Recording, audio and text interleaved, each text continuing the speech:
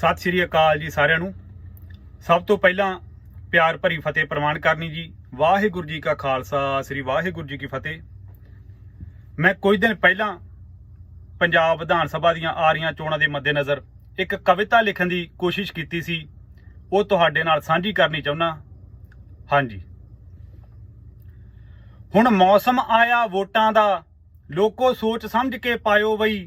आटे दाल स्कीमां छड्ड के रोटी किरतां दी तुसीं खायो बई।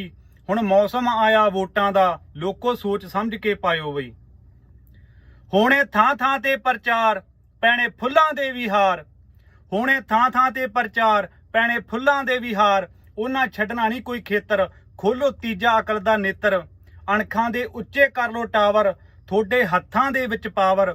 सोचां दे उच्चे कर लो टावर, थोड़े हत्थां दे विच पावर। ना हुण हत्थों समां गवायो बई। हुण मौसम आया वोटां दा, लोको सोच समझ के पायो बई। आटे दाल स्कीमां छड्ड के रोटी किरतां दी तुसीं खायो बई। हुण मौसम आया वोटां दा, लोको सोच समझ के पायो बई। लीडर करदे ने हलाल नीले पीले कार्डां नाल। लीडर करदे ने हलाल नीले पीले कार्डां नाल। सियासी समझो उन्हां दी चाल, ते करने सिखो नाले सवाल। जिवें सेंटर जगाई दिल्ली, इत्थे भी नप दिओ हुण किल्ली। किसानां सेंटर जगाई दिल्ली, इत्थे भी नप दिओ हुण किल्ली। सत्ता सूबे नूं समझायो बई। हुण मौसम आया वोटां दा, लोको सोच समझ के पायो बई। आटे दाल स्कीमां छड्ड के रोटी किरतां दी तुसीं खायो बई। हुण मौसम आया वोटां दा, लोको सोच समझ के पायो बई।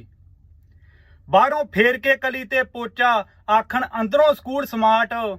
बाहरों फेर के कली ते पोचा, आखण अंदरों स्कूल स्मार्ट। सिट लो थल्ले गोडी ला के, मार के नत्थ पवा दो डाट।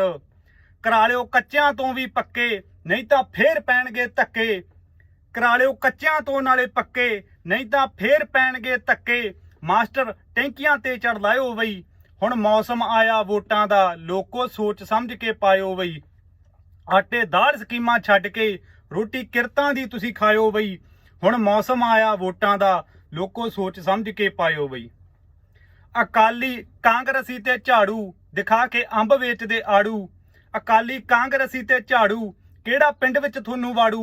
लोकी थक गए थोथों अक गए, किहड़ा कम सिरे हुण चाड़ू। नीतां सैट उत्ते तुसीं नोटां, एवें पा ना दिओ वोटां। नीतां सैट उत्ते तुसीं नोटां, एवें पा ना दिओ वोटां। बोतल दारू दी ठुकरायो बई। हुण मौसम आया वोटां दा, लोको सोच समझ के पायो बई।